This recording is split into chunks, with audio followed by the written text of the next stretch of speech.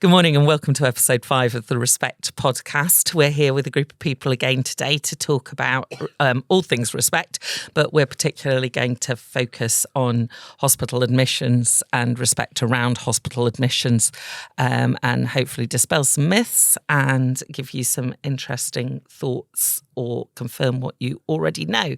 So I am Dr. Tanya de Weymarn. I'm an emergency medicine consultant and frailty consultant, and I'm also clinical lead for the ICB for end of life. But basically, I am a ReSPECT enthusiast.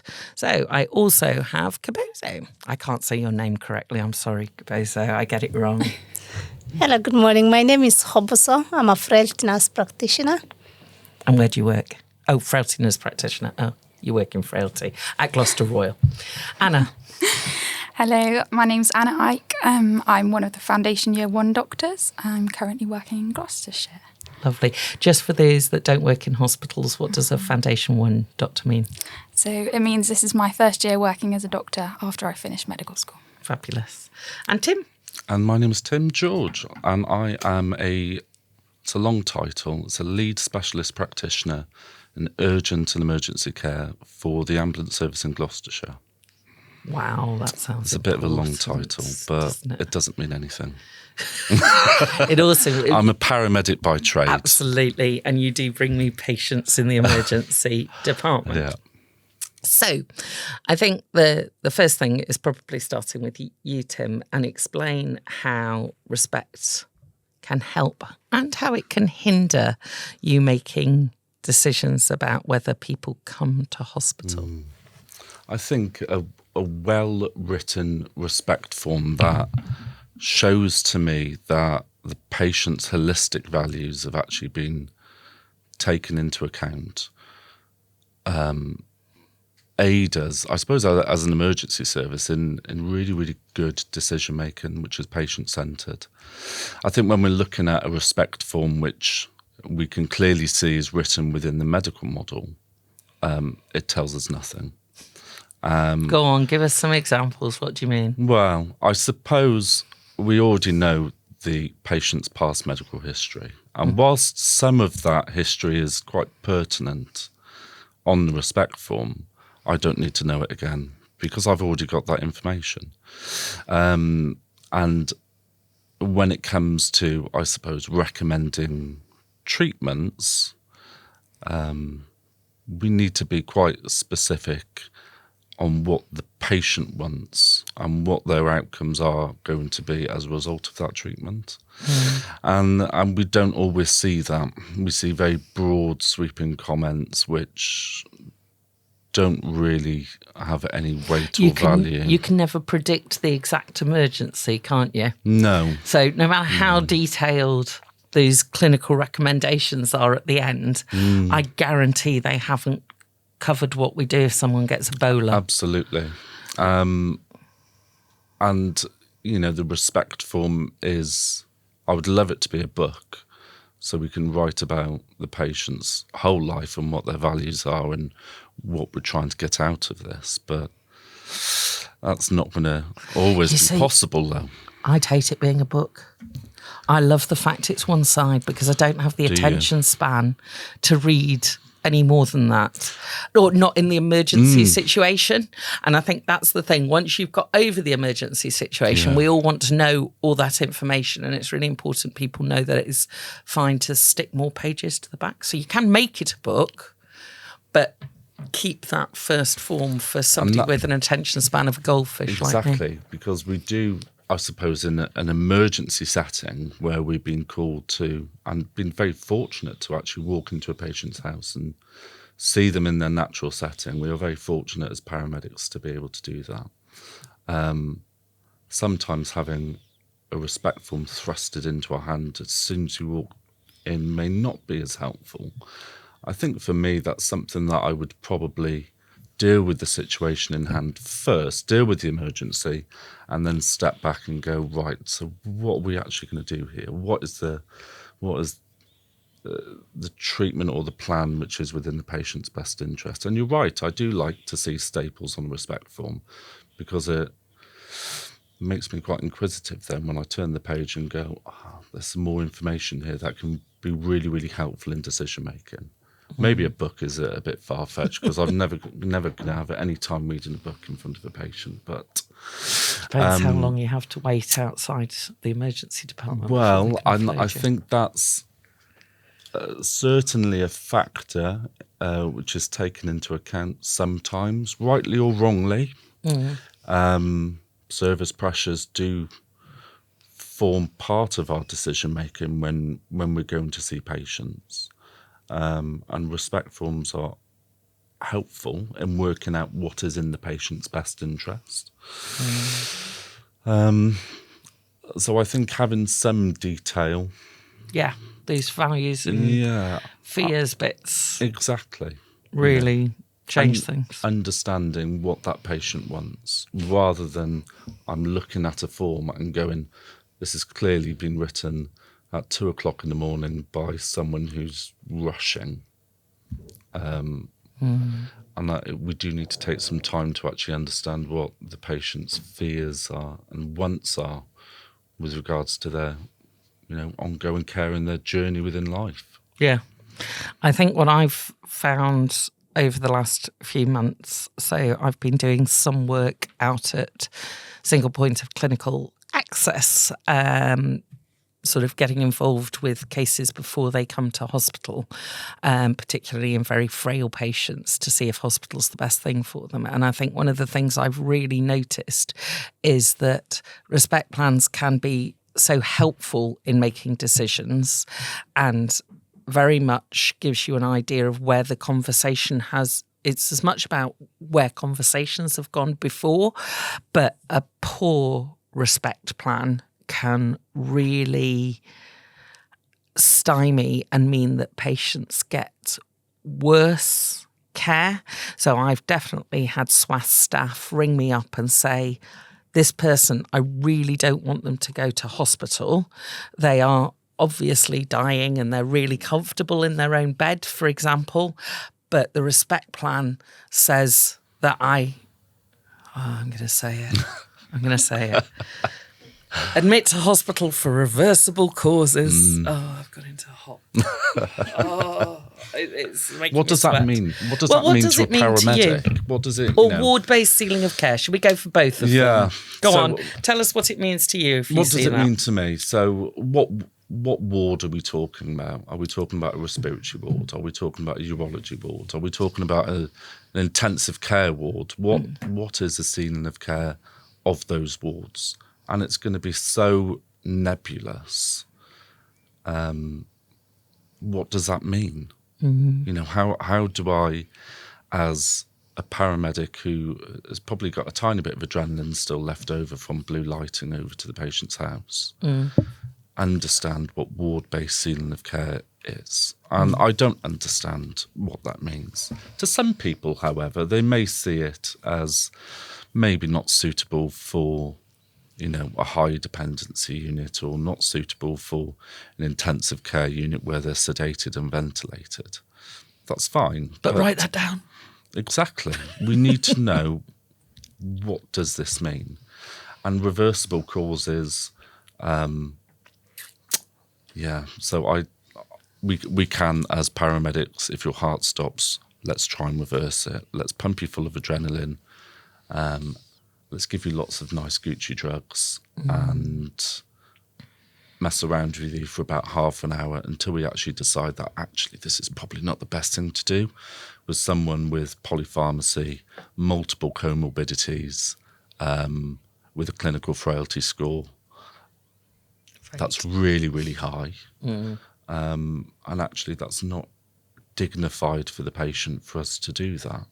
I think there are some changes going on where, as you've probably seen, people are phoning for support that are on scene with patients and going, the ReSPECT form says this, but actually my gut instinct and my feelings and wants for this patient is not what the ReSPECT form is telling me. Please help. Yeah. And I get that a lot. Yeah. Just to be clear, I think we get poor phrases off all groups that write ReSPECT plans at times. I'm sure they think they're doing the right thing, and it's probably an education thing. But if you are somebody that writes these phrases, please listen on, because we will come up with some alternatives for you. The first one that we've already mentioned is if you're used to writing ward-based ceiling of care, and what you actually mean is the patient is not a candidate for intensive care, please write not for ITU. It's actually got fewer letters in it, so it'll take you less time to write. The other things, just to touch on ward-based ceiling of care, the reasons I hate it are we never stop caring. We don't have a ceiling of care. We might have a ceiling of treatment, but we don't have a ceiling of care. And I agree with you about which ward does it mean. All the wards do different things. But I think it also means for you guys, it's sort of saying bring to hospital, when actually when we write that for people, it's hospital's often not the right place for them. And with all the great services we now have in the community, we can basically take the hospital to home. Right. So we have two people here that read and write these ReSPECT plans. And I know you definitely, Tim, get involved in adding to ReSPECT plans, but we'll talk about that another day probably. So tell us about good ReSPECT plans and bad ReSPECT plans and how you deal with that in hospital. I write ReSPECT myself, and it's always good to have a conversation with the patient when they have the capacity to make the decision. And if you find that they don't have the capacity, then you have to involve somebody who has the lasting power of attorney for them, whether it's for health mostly. Then you will be able to discuss. And I love ReSPECT that is well documented to say what patients would, what they prefer, or rather what they would like, or what they love most, and what they dislike. And then from there you will be able to come up with the phrases that are appropriate for them, like explaining to them. It's always good for the patient to tell you back what it means to be resuscitated. And most of the people that come through our unit, they do understand when you tell them about resuscitation. Many of them have heard about it. Some of them might say, I haven't heard about it. Could you just explain? And Gosh, that's interesting. If you've watched an episode of EastEnders, you've heard about CPR. Yeah, so when you explain to them that, you give them an example. Let's say if your heart stops and we have to jump on your chest and bring you back to life, is that somebody you like? Oh, no. I wouldn't like to be a vegetative person. So clearly that tells you that they are the people who independent, who like their independence, they value their independence, they value their life more than anything. And they say, I have lived long enough, I don't want to do this again. So clearly from that kind of a conversation, you will be able to come up with the right phrases to use. Like when you document, you say, not for ITU, not for any intensive care, and for hospital at home, which most of them like because their home environment is the right place for them to be. Rather than pulling them into hospital where they'll come and get confused more than what they were. So it's always good to explain to them that there are services in the community that can still give what a hospital can give. And from there, they will be able to make that decision. Yeah, I better stay at home. Yeah. And then you make the write up properly so that then once, and explain to them that where will they keep the ReSPECT at home, so that it's like a health passport for them, so that any professional that walks in will have a read and see, what does the patient need when they had the capacity to make the decision. Maybe at that particular point, they might not be able to make that decision. Then it's very important for them to be able to know what they are carrying along with them, that and I think value. That's such an important point that unfortunately you, Anna, will probably see quite a lot of people that their capacity's not great when they come in to hospital. So tell me about your experience of ReSPECT. I think we see a mixture of ReSPECT forms. So some people have clearly had a conversation about their wishes. and what they hope for, what is quality of life for them. And when that's well documented, particularly at the top of the ReSPECT form, especially in the section which often gets just filled in, section 2 with the past medical history, if something in there about their baseline function or what they would like to return to or where they would like to be or who is looking after them, even without a very detailed clinical recommendation at the bottom, helps you to make that decision, because often I might see someone on call, for example, in a medical emergency, and even if it says ward-based ceiling of care, which is very unhelpful, if the top of the ReSPECT form tells me that they're a patient who's bedbound and really wants to go back to their care home where they know the people looking after them and they really don't like hospital, I decide how I'm looking after them and how I escalate that patient differently. Oh, you're a woman after my own heart. You can't see me, which is probably a good thing because I worked late shift last night. But I am so happy that you've made my greatest point, that the top of the ReSPECT plan, and I think that's the same for all of us as practitioners who read these, we are all competent and confident clinicians. And with the ReSPECT plan, the top part of it, if we've got a bit of history, and like you just said, Anna, I love a clinical frailty score. You can have 2 95-year-olds, one with a clinical frailty score of 4, which if you don't know, it means that they're managing fine by themselves, thank you very much, and one 95-year-old with a clinical frailty score of 7 or 8, which means they're in a nursing home and bedbound. And even if we've got lots of information about previous infections and diabetes and heart failure and all these sorts of things, you can't really distinguish these two people until we get the frailty score. And trust me, everybody who comes to A&E at 2 o'clock in the morning looks more frail than they are. So knowing what they're normally like is really superb. But if we've got that story, that picture painted at the top that tells us what people are really like, whether they've got supportive neighbours, whether they live in I love paramedics for telling me this, whether they've got a spiral staircase that they have to get up and down, or whether they obviously are unable to get the food out, the fridge is empty, then if we've got values and fears, and that's another really important part that we need to talk about. But if we've got a picture and then what they value and what they fear, as competent clinicians, we can come up with a plan. So don't lose sleep over trying to think of a good clinical plan at the bottom. We really want the top bits. Now, you mentioned quality of life, and I think it's interesting that a lot of our frail patients and older patients, they've definitely, they don't shy away from these conversations. They've thought about these things, and quality of life has become the real priority. And it's often their relatives or their children that aren't comfortable talking about this, or even worse, the medical staff. Because, talking about death might make it happen. Talking about death doesn't make it happen, just like talking about sex doesn't get you pregnant. But so they're very happy to talk about this and have decided that quality of life is the priority. But obviously quality of life is different for all of us.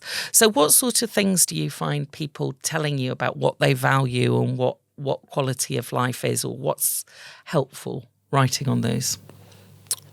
Most of the people say they value their families, they value their independence, and a few will come out and say they value where they visit, like maybe Malvern Hills or some flower gardens that they've been to. So it all depends what their priorities are and how they put it across. Yeah. And even places they visit nearer by, so even visiting their own garden can be so important. And I think that feeds back into that independence. And even with independence, I think we always need to think about what is independence for that individual. You're nodding, Anna. What sort of things are you thinking about? Similarly, with assessing somebody's quality of life, that's very independent to the person. What they find acceptable for them might be different to what you find acceptable for you. And I think that changes throughout what period of life you're in as well.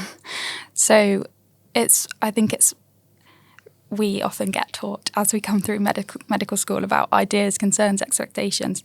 And I think loosely using that framework to chat to anybody can be really helpful, just in terms of quality of life and things like that. Asking a patient, what were you hoping we could do for you? Or in an ideal world, where would we get you back to? Just an open question about what they want, because that inevitably may be different to what you would expect is the best thing for them. Absolutely. A whiskey at night and a fry-up in the morning. And some people, that's all they want. Do I need to get a piece of paper and start writing down for you, Tim? But might be an no, it idea. is. It's so true. And your point about it changes as you go through life is so true. Because for me, my independence at the moment is being fit enough to come to work so I can earn my money, so I can go on holiday, or I can treat my kids or whatever. And that independence financially is really important to me at the moment. I need to pay my mortgage, and hopefully I might pay it off before I reach old age, but no guarantee. But actually the independence which we really need to value can be being allowed to wash my own face if somebody, rather than being treated like a baby and having somebody do it for me. And I think people can forget that information on the ReSPECT plan doesn't necessarily just need to be about admission or discharge. I think it can be overlooked for helping hospital nurses who don't, and HCAs who don't know the patients as well, or knowing how people do stuff. So often people say they really fear having to rely on somebody for personal care, but even that is open to interpretation. To me, having somebody wash my feet is really personal, you know, but actually maybe that's something that becomes acceptable, but being able to wash your own genitalia remains a really important independence thing. I just want to talk a little bit more about capacity and that fluctuating capacity. And we sort of mentioned that people's capacity can be poor when they come into hospital, particularly if they've got a delirium. How do we when are the key points and places to reassess that capacity, and when should we be updating, or when do you update a ReSPECT plan or look at it again? Or do you? Let's be honest. For me, when I look at a ReSPECT plan and I'm considering updating it, because I don't think it's necessarily appropriate for myself in the setting that I work in to plan, essentially. But update sometimes is appropriate. And I think, depending on the situation of what you've just been to, if I do go to someone that is delirious, when the ReSPECT form was initially planned and that person had that capacity to make those decisions, it's not going to be appropriate for me then to revisit that with that patient when they're lacking the capacity. Because I don't believe, although we treat people, you know, within their best interest, I think we need to wait, and it may not be necessarily appropriate for me to actually wait until that capacity comes back. Absolutely. So that's when I do the gentle push over to someone else and say, I think maybe have a polite conversation and quite an open and honest conversation with the family and go, look, this is what we're seeing over the past couple of months. This ReSPECT plan was first documented 2 years ago. There may be some changes going on here, but I don't think it's important that we address these things right at the moment now.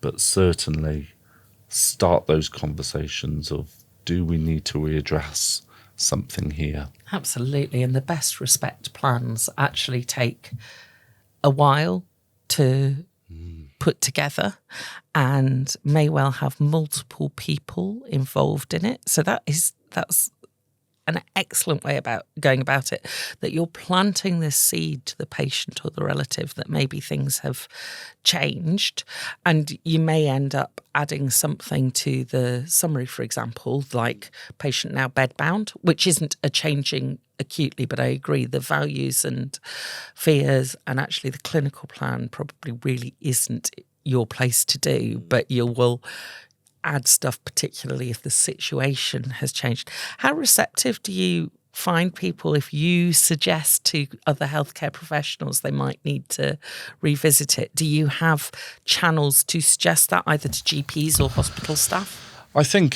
ReSPECT in general, when paramedics who work within an emergency service start getting involved, I think it's a bit of a contentious issue, let's be honest. Paramedics who work in primary care may be a bit different. And certainly my practice changes from when I'm working in an ambulance service to when I'm working in a GP practice. So I suppose from a SWAST point of view, when we are having discussions with other healthcare professionals, and I think one really stuck out in my mind quite recently, where we're assessing this relatively frail person with a head injury who's anticoagulated, and we're working out what would be in her best interest in terms of treatment assessment. And I found this amazing ReSPECT form that was so holistic and took into account all of the patient's views. And I thought, I'm going to change this around here. Let me have some conversations with the GP and let's see what we can do for this lady in terms of her ongoing care and treatment.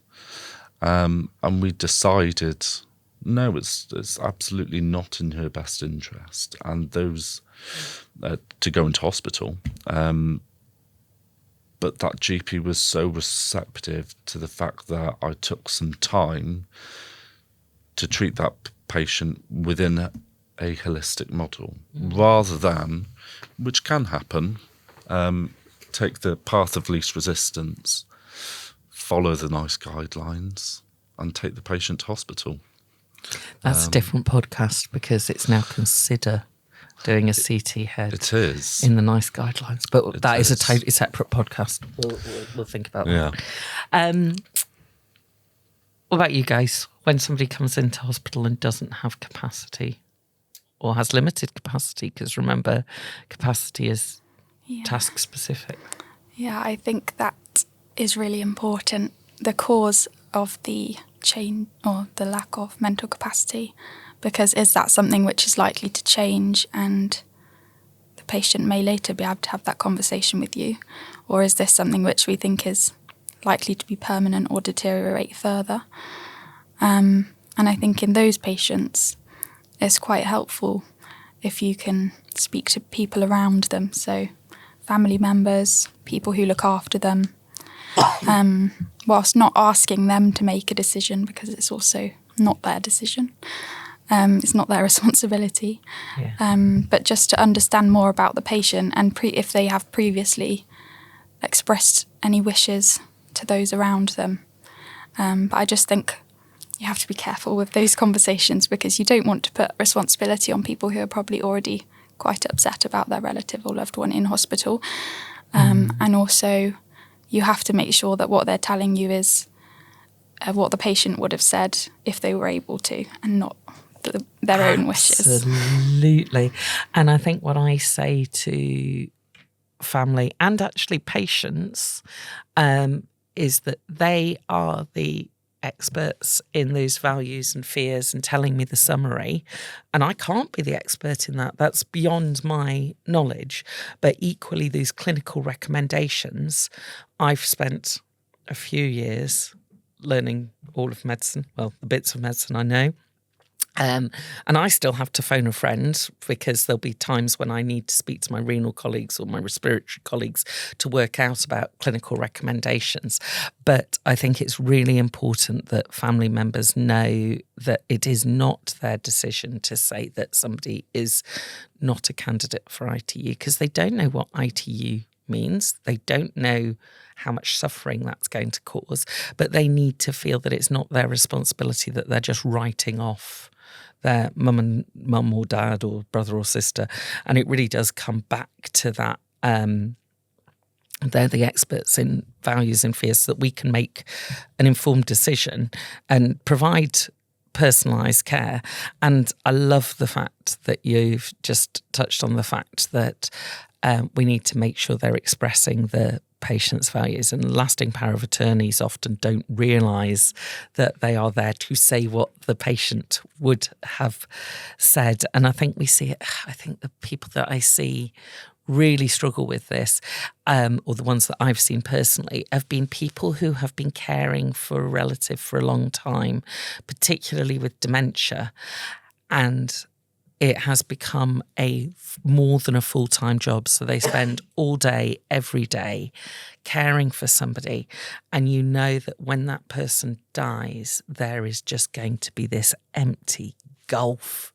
And therefore, the carer's priority comes, I can't imagine life without them, because how am I going to fill my days? And I think that's really important that we consider.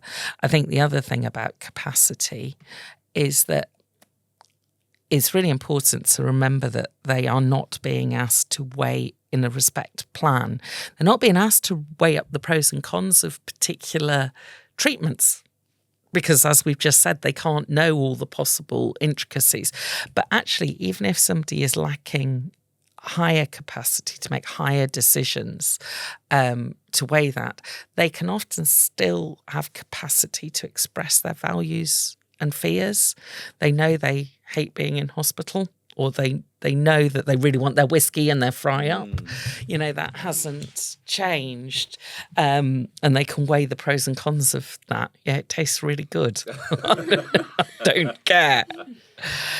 Khoboso, can we talk a bit more about delirium? Because obviously that your capacity can be really affected by delirium, but it is one of those reversible causes of lack of capacity for decisions. Yeah, sure. We get patients who come when they're delirious, that they will not be able to make the decision for themselves at that time. After the treatment, just before they go home, and you know that now the delirium is resolved, you will be able to have a good conversation with them and make sure that the ReSPECT plan is according to their wish, according to what they value and what they fear. And then you will be able to make a good plan for them to take home with them. And then you advise them that this is your health passport, and you have to share with anybody who comes home to take you to hospital. If you don't want to come, then they will be able to see what the services in the community can do for you. Absolutely. Yeah. And I think I also often write it on the ReSPECT plan that GP to revisit, because even though the capacity has improved or the delirium's resolving when we send people home, it's not always totally. And we've had a lot of incidents with people sort of saying they don't remember the conversations that have been had, or they don't understand. So I think it's a two-way process for the patient to know it's in existence and know what's been written on it, as well as us to make sure it's still appropriate. And I think for so many people, particularly if you've had a delirium, which is so scary, hospital is not the best plan. And we now have so much that we can do in the community, particularly with delirium, that helps speed recovery and improve survival, as well as allowing people to maintain their independence. I think it's really important that we revisit on discharge and after an admission. I just want to, just because Caroline Pennell's our hospital legal lady won't forgive me, I just want to touch on the fact that if somebody does lack capacity, the ReSPECT plan obviously doesn't really allow proper documentation of capacity. And with any ReSPECT conversation, it's absolutely essential that we, because as we've said at the beginning, it's only one page. So in your, 2 pages if you include the back, in your notes, you need to make sure that you've properly documented the conversation, but also that capacity assessment with your, can they take on board, retain, weigh and express parts of your capacity assessment, and think about which parts they can have capacity to be involved with. And that's the same if we're making a best interest decision. You need to make sure that there is a tick box on the back of the ReSPECT plan, but it needs to be documented in the notes, sort of what other sources have you used for this best interest? Was it family, next of kin? Previous notes, lasting power of attorney, previous ReSPECT plans, those sorts of things. So just to highlight that the ReSPECT plan is there to help us all in the emergency, but it doesn't replace good quality notes. Caroline, I hope you appreciated that. You can tell me. Good. There's so much more I think we could talk about, and I'd want to talk about, but I'm also aware that we've talked for quite a long time already. Is there anything important you guys want to say? Because I know I particularly could go on. Go on, Khoboso. Yeah, sometimes you meet people, when you talk to them about ReSPECT, they will always ask, can I discuss this with my GP? So possibly maybe you just meet them for the first time, and they might have the confidence with their GP, I think, and that is where they want to go and talk to them, and the GP has known them for a longer time. And sometimes we say, yeah, you can go and do that, and they say, can I have the ReSPECT form to take with me? And sometimes we feel like, what can you tell them? And they will say, can I read through to see what it is all about? You give them to read through, and they will say, okay, I'll go back and talk to my GP and discuss with my GP. And we hope that when they go back, they will be able to talk to their GP and get something in place for them. So there's a couple of things I do about that. If somebody is adamant that they actually want the form to take away to be able to look at, I will print one off the internet that says sample across the front of it, because what I don't want is people filling it in alone because they don't have the skill.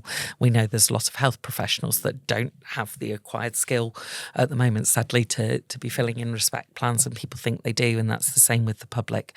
So rather than give them one of ours, or if I can't print it off, I will write sample across it for that reason. I think the other thing is I totally agree that the best people to complete a ReSPECT plan is a professional that knows the patient well. And as we've already touched on, actually, the emergency, we should, in my ideal happy world, we are never starting ReSPECT plans in emergencies. But unfortunately, that doesn't always happen. And I think when somebody wants to go and talk to their GP about it, I do a couple of things. In order to treat somebody in the emergency situation, knowing their values and fears is really helpful, even if it doesn't go on a ReSPECT plan. So if somebody comes into the emergency department and I find out that they really don't want to decondition and they hate being in hospital and they love seeing their family, then that for me is a big pointer that we're better treating people at home, because we make all those things harder by being in hospital. So that will change my immediate plan as to whether I try and use hospital at home or use hospital. And if I can start by writing those values and fears that they have just explained to me on a ReSPECT plan, and maybe a bit of a summary about them, because most people are most jumpy about these clinical recommendations. If I can at least write those bits on the plan, then it's the information that I've gained. We're not planning for the future, but it has sorted out what we're doing right now. And remember, it can always be added to by the GP. And the other thing is, if I'm truthful, if I write it on the plan and then give it to them to take away with them, then I know the values and fears will be considered, because there are some community staff that won't automatically write those. So if I give them that big hint that these are the things you need to consider, we're likely to get a better quality ReSPECT plan. Right, we have talked too long. I would really like to thank all three of you for coming to talk to me, and I hope it wasn't as scary as it sounded before you came. But yeah, so we've got Tim from SWAST, we've got Anna, who's a junior, no, I can't call you junior doctor. Oh, I nearly did it. Resident doctor F1, and Khoboso, who I work regularly with in Frailty. And I would love to thank you all for coming, and I hope you listen to the other episodes.